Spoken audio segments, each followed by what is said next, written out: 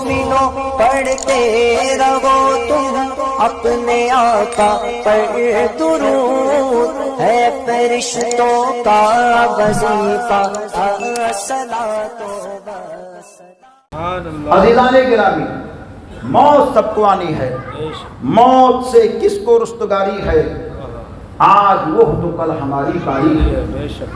اور جب موت آنی ہی ہے تو موت کے آنے سے پہلے ہمیں اس کی تیاری کرنی چاہیے۔ ایک بزرگ کے پاس ایک نوجوان پہنچا اور کہا حضور مجھے موت سے بہت ڈر لگتا ہے۔ کہا کیوں؟ کہا پتہ نہیں کیوں بہت ڈر لگتا ہے، کوئی وظیفہ بتا دیجئے کہ میں موت کے ڈر سے بچ جاؤں۔ آپ نے ارشاد فرمایا موت سے ڈرتا ہے؟ اس نے کہا جی حضور میں ڈرتا ہوں۔ مرنے کے بعد میں کہاں جائے گا؟ کہا میں زمین سے زمین میں جاؤں گا۔ اچھا پتا تیرے باپ ہیں؟ کہا نہیں وہ انتقال کر گئی۔ تیری ماں؟ وہ بھی انتقال کر گئی۔ تیرا شیخ؟ وہ بھی انتقال کر گئی۔ تیرے دادا؟ وہ بھی انتقال کر گئی۔ تیرے پردادا؟ وہ بھی انتقال کر گئے۔ اچھا بتا تیرے رضا؟ کہا وہ بھی دنیا سے چلے گئے۔ تیرے خواجہ؟ وہ بھی چلے گئے۔ تیرے غوث؟ وہ بھی چلے گئے۔ تیرے حسین شہید اعظم؟ وہ بھی چلے گئے۔ تو اللہ کے بزرگ نے کہا پھر ڈرتا کا کیوں ہے؟ ارے جائے گا تو کہاں جائے گا؟ جائے گا تو اپنوں میں ہی تو جائے گا۔ جائے گا دنیا سے تو باپ کے پاس جائے گا، ماں کے پاس جائے گا، دادا کے پاس جائے گا، پردادا کے پاس جائے گا، اپنے بزرگ کے پاس جائے گا۔ موت سے ڈر مت، موت کی تیاری کر۔ قرآن سے کہا کہ اچھا بتائیے حضور کوئی عمل تو دے دیجئے، کوئی طریقہ تو بتا دیجئے کہ میں ان کے پاس جاؤں تو میرے جانے سے پہلے وہ سب کے سب خوش ہو جائیں۔ تو آپ نے کہا دیکھ جانے سے پہلے ایک کام کر لے، اپنے یہاں سے کچھ نہ کچھ ان کو تحفہ پیش کیا کر۔ کہا کیا کروں؟ پارسل کر دیا کروں یا کس کے ذریعے بھیجوں؟ کیا کسی قاصد کے ذریعے سے کام کروں؟ کہا نہیں، دیکھ اگر کوئی تیرا دوست کہیں رہتا ہو دنیا میں اور اس کے پاس تو روزانہ تحفہ پیش کر دیا کر، یا روزانہ نہیں ہفتے میں کچھ نہ کچھ اس کے پاس بھیج دیا کر، تو بتا کیا ہوگا؟ کہا میرا دوست مجھ سے بڑی محبت کرے گا، بڑا پیار کرے گا، اور کبھی تو اپنے دوست سے یہ کہہ دے اے میرے دوست میں اس ہفتے میں تجھ کو تحفہ نہیں پیش کروں گا بلکہ میں خود ہی آ رہا ہوں، تو بتا تیرا دوست کیا کرے گا؟ تو برجستہ نوجوان یہ کہتا ہے میرا دوست میرے آنے سے پہلے میرے رہنے کا انتظام کرے گا، میرے کھانے کا انتظام کرے گا، میرے ہر آرام کی چیزوں کا انتظام کرے گا۔ کہا بس یہی حال تیرا قبر میں بھی ہوگا۔ اپنے جانے والے مرحومین کو کچھ نہ کچھ تحفہ پیش کر دیا کر۔ جس دن تیرا تحفہ نہیں پیش ہوگا اس دن تیرے گھر کے مرحومین یا تیرے بزرگ لوگ تیرے جانے سے پہلے تیرا انتظار کریں گے، قبر کے لمحوں سے آگاہ کریں گے، کیا کیا ہونے والا ہے وہ ساری چیزیں تجھ کو بتائیں گے۔ ارے کوئی بتائے نہ بتائے تیرا پیر تجھ کو بتائے گا، تیرا پیر نہ بتائے تو تیرے پیر کا پیر تجھ کو بتائے گا، تیرا خواجہ تجھ کو بتائے گا، تیرا رضا تجھ کو بتائے گا، تیرا غوث تجھ کو بتائے گا۔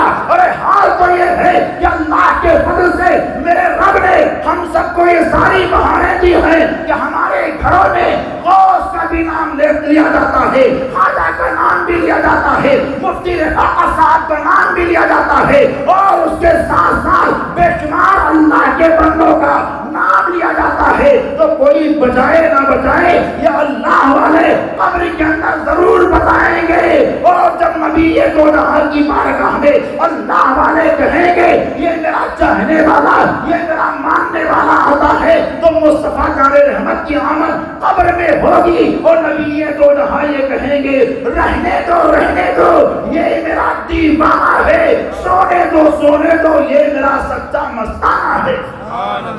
تو اپنے گھر کے مرحومین کو کچھ نہ کچھ تحفہ پیش کیا کرو۔ بزرگ نے کون سا تحفہ بتایا؟ کہا ایک مرتبہ سورہ فاتحہ اور 3 مرتبہ سورہ اخلاص شریف روزانہ پڑھ کر اپنے گھر کے مرحوموں کو تحفہ پیش کر دیا کرو۔ اگر تم روزانہ یہ تحفہ پیش کرو گے تو قبر میں جاؤ گے تو قبر میں اندھیرا نہیں ہوگا، ہر جانب اجالا ہی اجالا ہوگا۔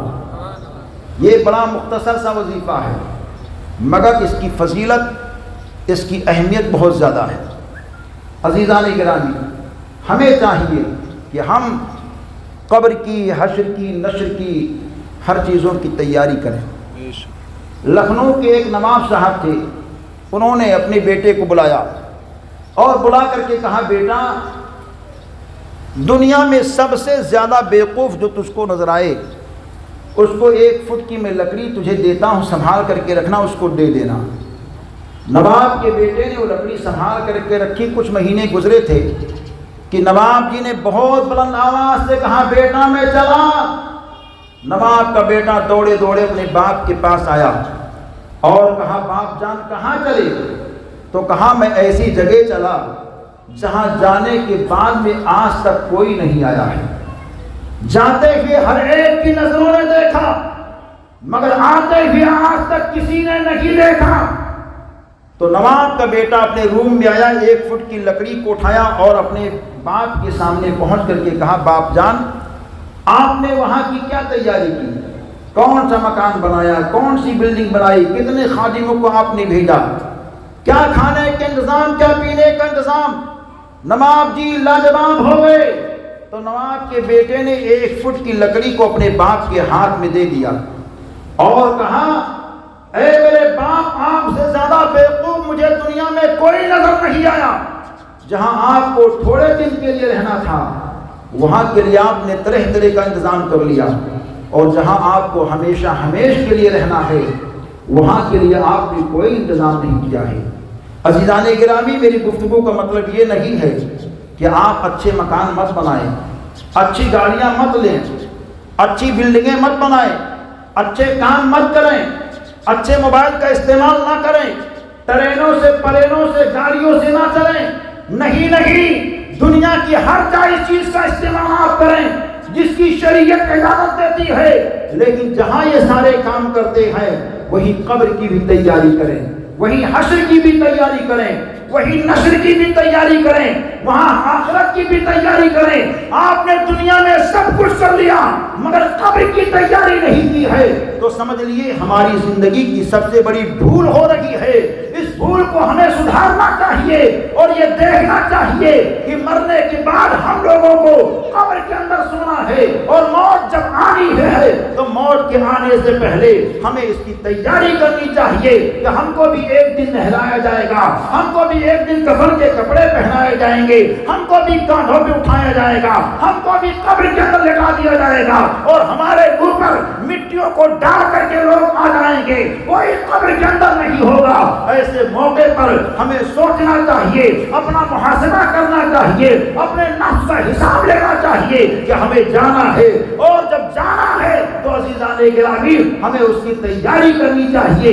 قبر کی تیاری، حشر کی تیاری، نشر کی تیاری، اور یہ موت تو جاندار کو آتی ہی ہے، جیسا کہ اللہ نے کلام پاک میں اعلان فرمایا، کل نفس ذائقۃ الموت، ہر نفس کو موت کا مزہ چکھنا ہے۔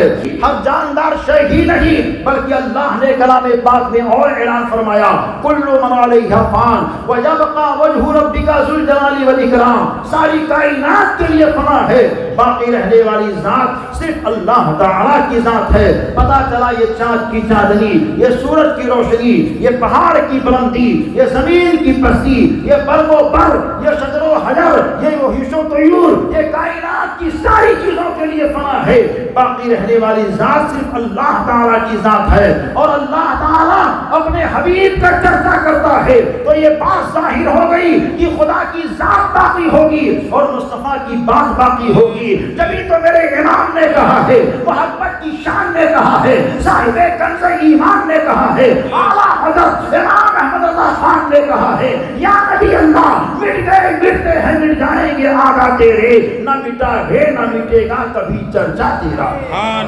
نبی پاک کا چرچا آج بھی ہو رہا ہے، کل بھی ہوگا اور ہمیشہ ہمیشہ ہوتا رہے گا۔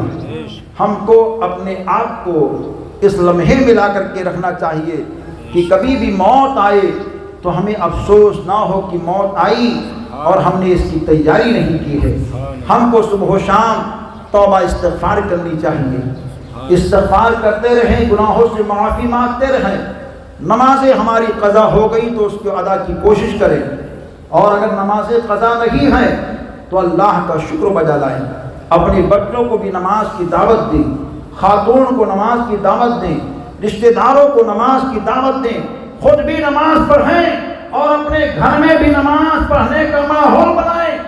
اور جب ماحول بنائیں گے تو انشاءاللہ الرحمن ہمارے گھروں کے اندر نور ہی نور ہوگا، جلوے حضور ہی حضور ہوگا۔ جیسا کہ بھی حضرت نے فرمایا کہ آج قرآن مقدس کو احسال ثواب کی شکل میں استعمال لوگ کرتے ہیں، مرنے کی بات کرتے ہیں، جبکہ قرآن جینے کا اصول دیتا ہے، کھانے کو اصول دیتا ہے، پینے کا اصول دیتا ہے۔ سارے حیات کے دستور قرآن سے ہمیں لینا چاہیے۔ یہ قرآن تو ایسی لاجواب کتاب ہے کہ اس کے تلاوت کے ذریعے سے لوگوں نے بڑی ترقیاں حاصل کی ہیں، اور آج ہم قرآن کو بھولے ہوئے ہیں۔ صبح سویرے اٹھتے ہیں تو ہماری نظر پہلے اخبار پہ پڑتی ہے، یا تو ٹی وی کے چینلوں پر پڑتی ہے، یا موبائل کی اسکرین پر پڑتی ہے، جبکہ ہونا یہ چاہیے کہ ہمیں صبح اٹھتے ہی اللہ کا نام لیں، رسول پاک کا نام لیں، قرآن کی تلاوت کریں، نمازوں کی پابندی کریں، اور اللہ کا ذکر کر کے اپنے گھر سے نکلیں تو جس بھی کام میں جائیں گے اللہ وہاں ترقی دے گا، برکتیں دے گا، نکاحیں دے گا، دارین کی نعمتوں سے ہم سب کو مالا مال فرمائے گا۔